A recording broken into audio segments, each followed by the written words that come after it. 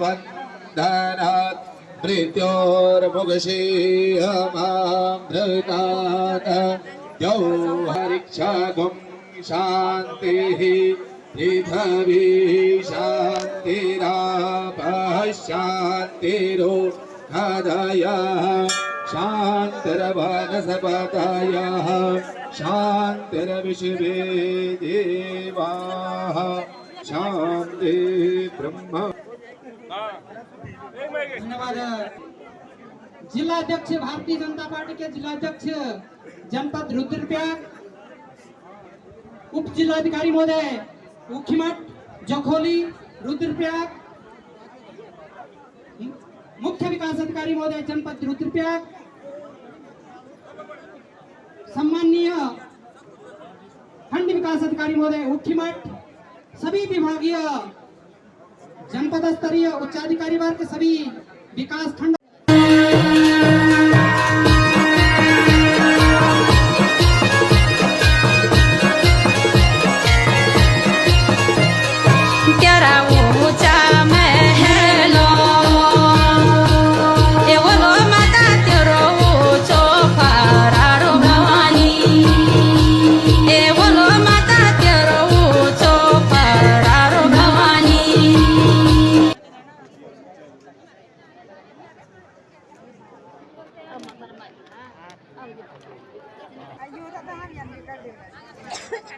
बड़ा सौभाग्यशाली पल, ये माँ भगवती की कृपा समझो या भावनात्मक प्रेम, ये एक दूसरे को पास लाने का जो यहाँ पे कार्यक्रम चल रहा है माँ भगवती के प्रांगण में।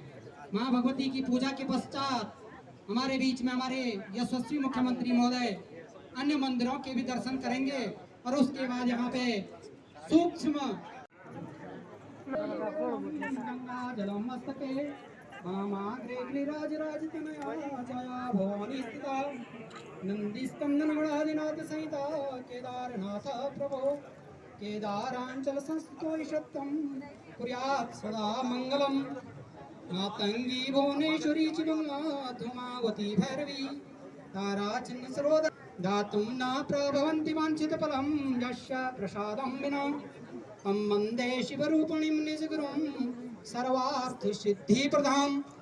भगवान भोलेनाथ के इस पवित्र केदारखंड में मां भगवती काली माता की इस पुण्य स्थल पर मां कालीसला माता की असीम अनुकंपा से भी आज हमारे बीच हमारे सौभाग्यशाली व्यक्तित्व के धनी मधुरता के धनी मंच पर आसीन केदारनाथ विधानसभा की सम्माननीय विधायक महोदया आदरणीय श्रीमती शैला रानी रावत जी, मंच पर उपस्थित केदारनाथ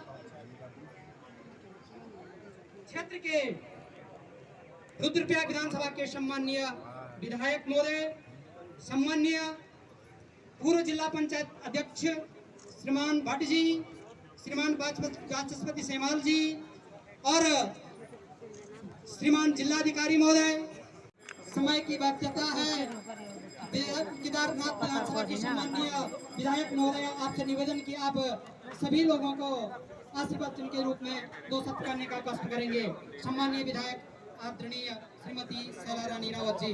आज केदार बाबा की इस पवित्र धरती में माँ काली के इस प्रांगण में मैं सर्वप्रथम बाबा केदार को प्रणाम करते हुए माँ काली का आह्वान करते हुए मैं यहाँ पर उपस्थित समस्त जन मानस का अभिनंदन करती हूँ और आप सबको मोदी जी की तरफ से, माननीय धामी जी की तरफ से और अपनी तरफ से बहुत बहुत प्रणाम करती हूँ।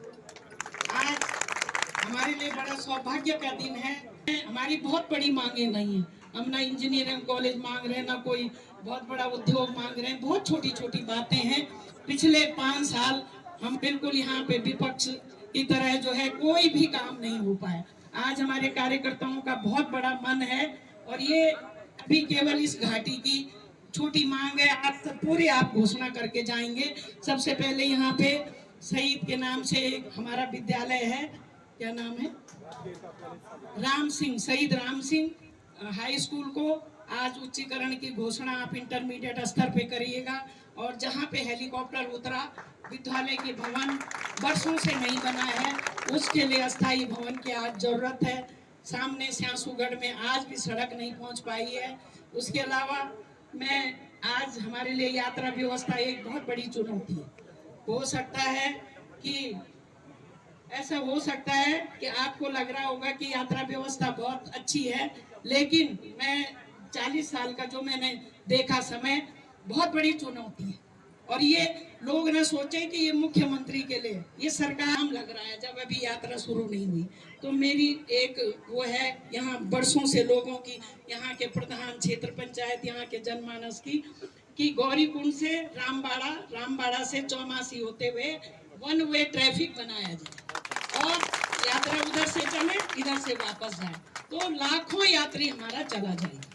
और आपके लिए कुछ भी असंभव नहीं है, मोदी जी के लिए कुछ भी असंभव नहीं है। रोपवे बहुत विलंब हो रहा है रोपवे में, और मुझे लगता है कि आपके कार्यकाल में रोपवे भी बहुत जल्दी बन जाएगा। यहाँ पर एक गांव है चिलौन का, आए चिलौन के लोग, कहाँ है चिलौन की प्रधान आई हैं, आज तक अभी सड़क नहीं बन पाई। 20 साल से, 20 साल पहले की स्वीकृत सड़क आज तक नहीं बन पाई। और प्रधान जी जैसे ही जो है लोगों के आशीर्वाद से मैं जीती, प्रधान जी ने भाजपा की सदस्यता ली कि अब यहाँ कुछ नहीं रखा। कहाँ है प्रधान जी, ये है, पर सड़क नहीं है। तो ये व्यवस्थाएं आपने देखनी है। इसके अलावा यहाँ की पूरी आर्थिकी 60% आर्थिकी, हम लोग बहुत गरीब है, हम लोग आज भी 100 रुपए रोज की बात करते हैं। यहाँ पे जो है, कहाँ है कागज लाओ। इसके अलावा जो घोषणाएं होनी, पहले मैं उन पे बात कर रही हूँ। जगी भगवान का कल दिया है हमने माननीय मुख्यमंत्री जी को, वहाँ के प्रधान जी आए थे। मैं आपसे ये कहना चाहूंगी कि हम ढाबे जलजीरा नींबू पानी बेचने वाले लोग हैं, घोड़े खच्चर चलाने वाले लोग हैं। भारत माता की वंदे वंदे पुष्कर धामी जिंदाबाद, पुष्कर धामी जिंदाबाद। बहुत बहुत धन्यवाद केदारनाथ विधानसभा के सम्माननीय विधायक महोदया। अब मैं चाहूंगा कि हमारे बीच में आज के इस कार्यक्रम के मुख्य अतिथि आदरणीय श्रीमान धामी महोदय, आपसे निवेदन करूंगा कि आप आशीर्वाद के रूप में माँ भगवती इसके प्रांगण में सभी को आशीर्वाद देने का कष्ट करेंगे। 2 शब्दों में आप आशीर्वाद देने भारत का। माता की, भारत माता की, काली माता की, काली माता की जय। बाबा केदार जय, बाबा केदार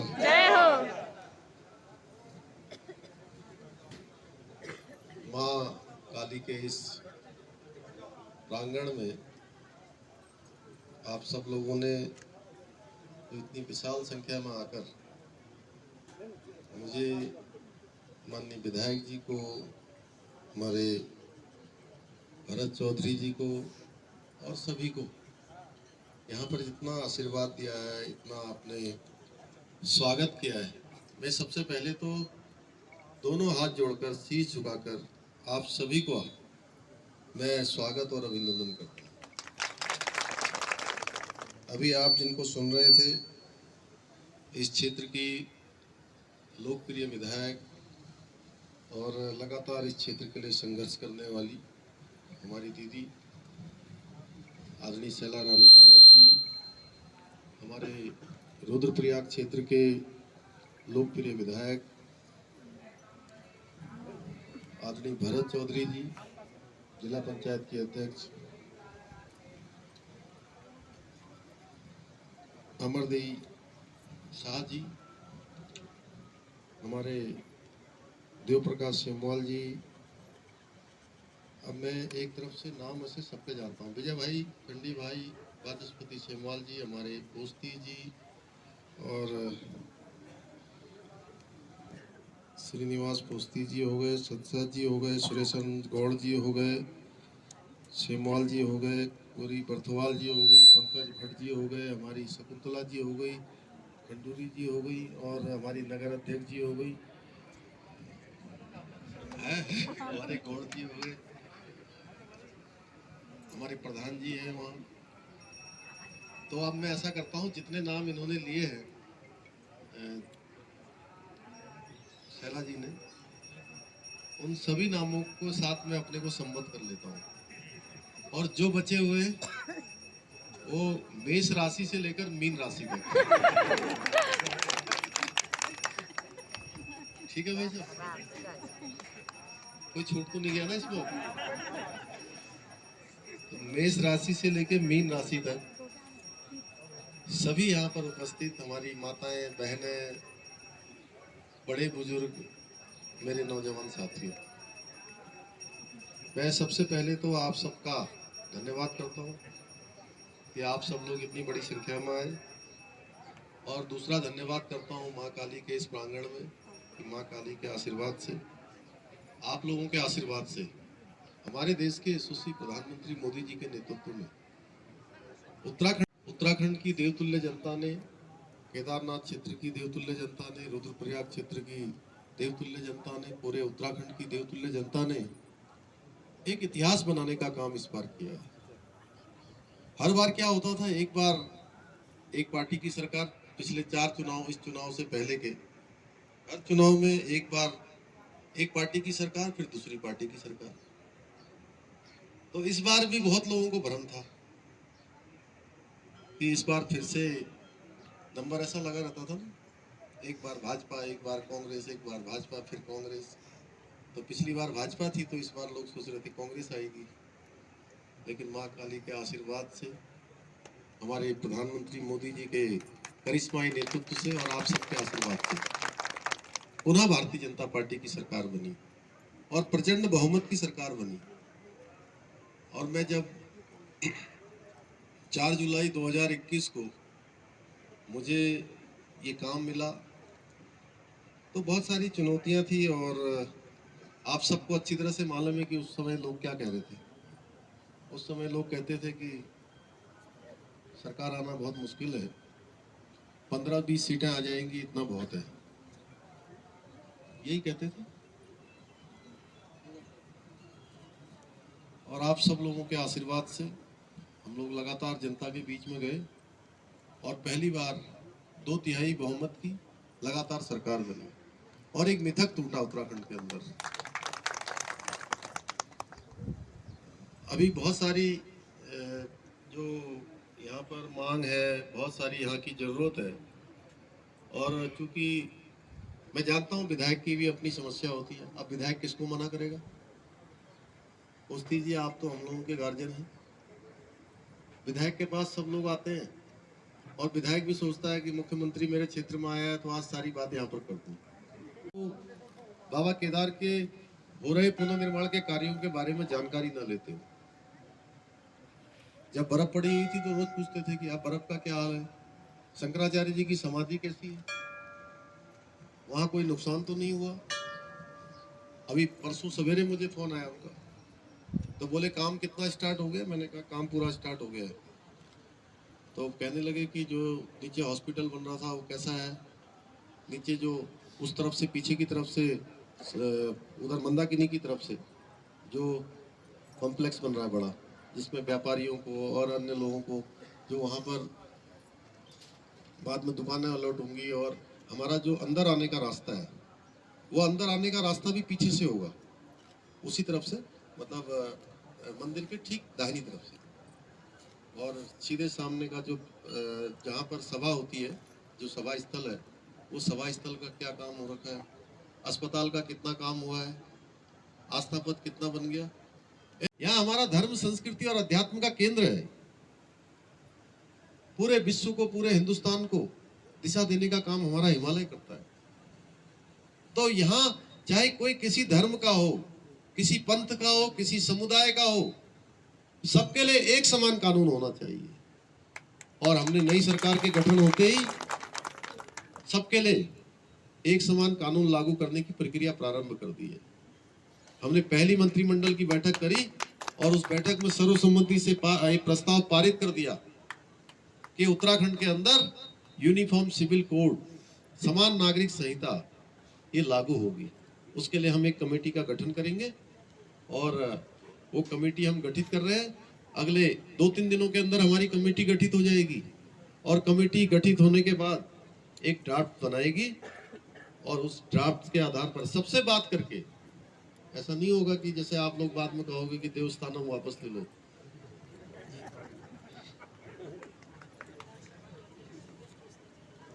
आप पोस्ट कीजिए। विनोद जी दिखती रहे, कहाँ चले गए? अरे अच्छा, हाँ मैं देखा नहीं, मैं इधर तो है ना विनोद जी। अब हम जो कानून बना रहे हैं वो कानून सबसे बात करेंगे पहले, उसमें स्टेक होल्डर्स माने जो लोग उससे प्रभावित होने वाले हैं, उनको भी कमेटी में रखेंगे। जो हमारे विधि के विशेषज्ञ हैं वो रहेंगे कमेटी में। समाज में जिनका लंबा अनुभव है वो सारे लोग उसमें रहेंगे। सबसे बात करने के बाद हम ये जो है कानून लाएंगे और सरकार इसको लागू करेगी, जल्द से जल्द इसको लागू करेगी। दूसरी तरफ अब कोई भी आता है, उत्तराखंड में आ जाता है, पता नहीं कहीं गुंडागर्दी कर रही है, कहीं बदमाशी कर रखी है, कहीं आपराधिक मुकदमे है, कोई हिस्ट्री सीटर है, किसी के ऊपर गुंडा एक्ट लगी हुई है, किसी के ऊपर रासुका लगी हुई है। उत्तराखंड में चुपचाप आ जाते हैं और कहीं भी रहना शुरू कर देते हैं। हमने कहा ये बिल्कुल नहीं चलने वाला है, किसी कीमत पर नहीं चलेगा। और इसके लिए हमने ड्राइव शुरू कर दी है, सघन जांच अभियान। 3000 से ज्यादा लोग ऐसे संदिग्ध पाए गए अभी तक। पिछले 10 दिनों से ये अभियान शुरू हो गया और ये अभियान अब लगातार चलेगा। उत्तराखंड आइए, हम कह रहे हैं कि हमारी 4 धाम यात्रा शुरू हो रही है, आप आइए, आप देव दर्शन करिए। अतिथि देवो भव हमने कहा है, हम सारी व्यवस्थाएं करेंगे, सरकार सारी व्यवस्था करेगी। लेकिन आप जो है यहाँ पर कानून व्यवस्था को खराब करने के लिए आ रहे हैं, आप कहीं दूसरे राज्य में कोई गलत काम करके यहाँ बचने के लिए आ रहे हैं, यहाँ पर आप अशांति फैलाने के लिए आ रहे हैं। ये किसी कीमत पर बर्दाश्त नहीं होगा, ये किसी कीमत पर नहीं चलने वाला है। इसके लिए हम बहुत सख्त कानून ला रहे हैं। धर्मांतरण के विषय पर कि धर्मांतरण का जो कानून है वह कानून भी हम और सख्त करने वाले हैं। जितने भी हमने संकल्प लिए हैं सारे संकल्प हम पूरे करेंगे। सारे संकल्पों को हमारी सरकार आगे बढ़ाएगी। ये केवल हमारे घोषणाएं नहीं है, जो हमारी घोषणाएं वो हमारे संकल्प है। आप देख रहे होंगे प्रधानमंत्री मोदी जी के बनने के बाद सड़कों की क्या स्थिति होगी। मैं कल श्रीनगर में था और श्रीनगर में एक रतन संजय है जो एसएसपी के पूरे इस क्षेत्र के उप महानिरीक्षक आईजी थे। तो मैंने कहा आप क्या श्रीनगर में ही केंद्र है आपका? उनकी पासिंग आउट परेड थी कल, आप लोगों ने अखबार में देखा होगा। कल मैं उस कार्यक्रम में था। तो बोले नहीं सर, मेरा हेडक्वार्टर लखनऊ है। तो मैंने कहा अच्छा, लखनऊ से तो आप फिर देहरादून आए होंगे पहले? बोले हाँ साहब, वहां तक मैं फ्लाइट से आया, लेकिन इतनी बढ़िया रोड थी कि श्रीनगर आते तक मुझे एक जगह पर भी कोई गड्ढा नहीं दिखाई दिया पुश्ती थी। ये सब कब संभव हुआ? ये पहले भी तो सड़क बन सकती थी। मोदी जी आए, उनके बनने के बाद ये सब काम शुरू हुआ।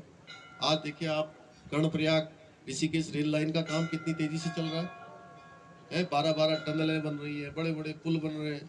मैं स्वयं उसको प्रोजेक्ट को देखने गया। ऐसी ऐसी मशीनें कि मैंने आज तक वैसी मशीनें नहीं देखी, जो बिल्कुल पहाड़ों को अंदर अंदर से जो है वो करके रास्ता बनाते हुए आगे को निकल रही है। आप देखिए हमारा ऋषिकेश में जो एम्स चल रहा है कितना अच्छा काम कर रहा है कि हजारों लोगों को ओपीडी मिल रही है। हम हवाई सेवाओं को जो है बढ़ावा देने वाले हैं। अभी केदारनाथ जी जाने के लिए हमारा केबल कार से जो है आने वाले समय में जा पाएंगे। हेमकुंड साहब का मुझे वहाँ के लोगों ने निमंत्रण